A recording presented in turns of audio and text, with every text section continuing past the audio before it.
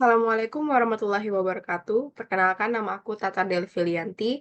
Aku mahasiswi Universitas Ari Ginanjar Agustian. Hari ini aku akan membahas beberapa tentang UX Research, Sprint Map, dan Blueprint. Izinkan saya untuk share screen, teman-teman.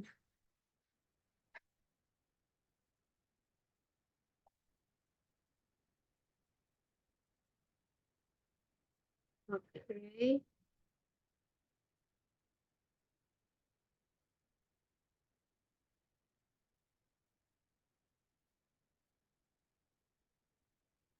Oke, di sini saya akan membahas tentang UX Research dan Sprint Map. Agregasi iklan sendiri adalah proyek yang saya jalani sekarang. Nah, untuk pemahaman selanjutnya kita akan membahas dulu apa itu UX Research. UX Research adalah singkatan dari User Experience Research.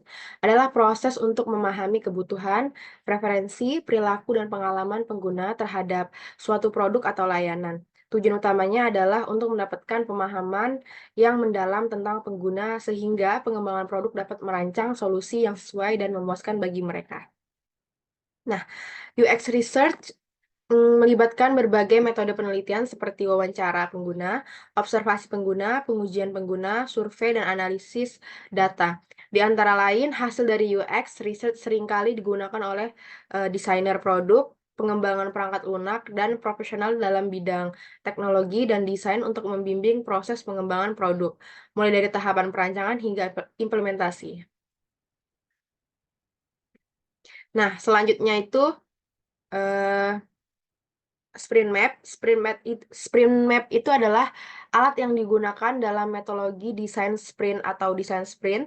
Desain sprint adalah pendekatan yang dikembangkan oleh Google Pinterest untuk mengatasi tantangan desain, pengembangan atau inovasi produk dalam waktu singkat, biasanya dalam rentang waktu 1 minggu.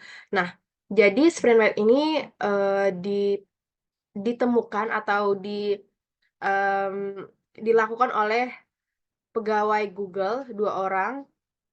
Itu saya lupa namanya siapa. Nah, sekarang mereka sudah membangun company di luar Google dan mereka udah resign dari Google. Nah, mereka itu menemukan Sprint Map. Sprint Map ini untuk menentukan bisnis secara singkat. Dalam waktu sebulan bisa jadi waktu dalam seminggu menggunakan Sprint Map.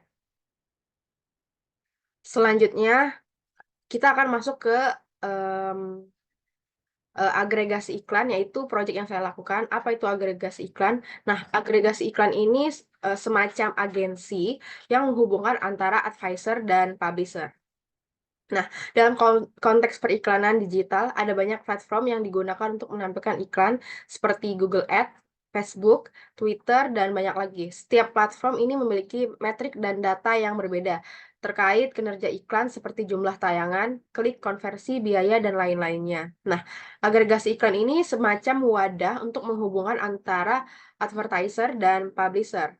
Jadi advertiser itu contohnya itu seperti brand yang ingin mengiklankan brand dia dan melalui si agregasi iklan ini untuk menghubungkan ke publisher. Nah, selanjutnya itu ada lensa dan ekstrim. Eh, Lensa ini penggunaan seringkali digunakan untuk meningkatkan kita bahwa pemahaman kita tentang sesuatu dapat dipengaruhi oleh pengalaman, nilai, atau pengetahuan kita sendiri. Ekstrim bisa berarti hal-hal yang sangat tidak biasa, beresiko, atau radikal. Dalam konteks tertentu, ekstrim juga dapat merujuk pada keadaan atau situasi yang berada di luar norma atau berpotensi membahayakan.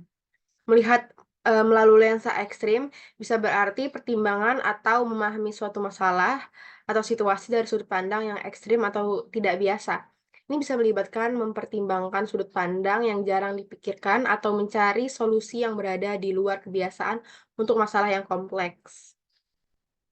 Nah, untuk di agregasi iklan ini, lensanya itu agensi, ekstrimnya itu ada advertiser dan publisher.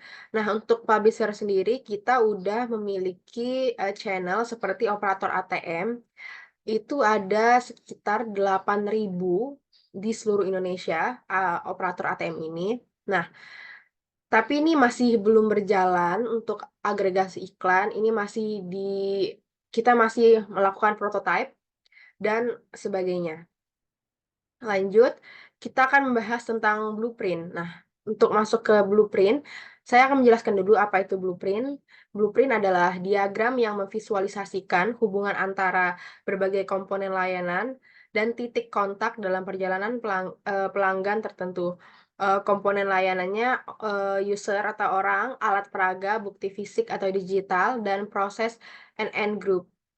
Ini saya kalau nggak salah dapat dari PPT dari dosen saya. Nah, ini blueprint yang kami lakukan.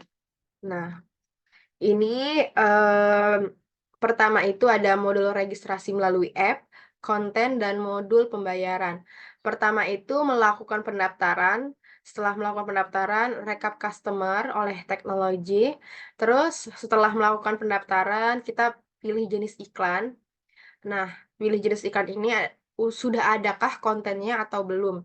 Jadi, untuk sejauh ini agregasi iklan tidak menyediakan pembuatan konten, jadi kita, menarik dari orang ketiga, atau disebut content creator. Nah, setelah mendapatkan, hasil video atau udah melakukan campaign, kita akan, payment atau transfer. Melalui transfer dan atau negosiasi harga. Selanjutnya itu, kemarin kita melakukan wawancara dari profil yang saya, rangkum itu Bapak Lisman Tua Sihotang. Nah, ini statusnya bisa kalian baca sendiri, saya akan baca tentang, deskripsi Bapak Lisman ini yang saya ketahui. Lisman Tua Sihotang atau kerap disapa Pak Lisman. Dia saat ini berusia masih belum diketahui sekitaran mungkin dari fotonya sih terlihat seperti umur 30-an atau lebih dari itu dan bertempat tinggal di Bekasi, Jawa Barat. Kesibukan yang jalan sekarang adalah sebagai programmer web di Cahaya bagi Negeri Indonesia. Nah, atau sistem analis Kronos Studio Indonesia.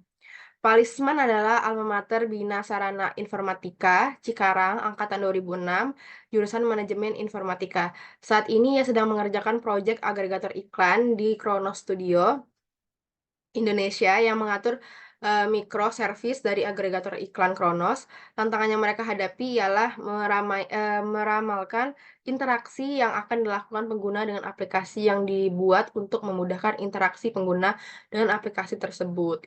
Nah, jadi agregasi iklan ini itu kan project yang saya jalani.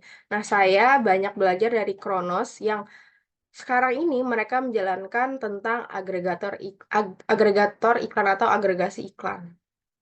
Nah, em, di sini permasalahannya itu bagaimana user mudah memahami aplikasi atau sistem yang mereka buat atau yang kami buat.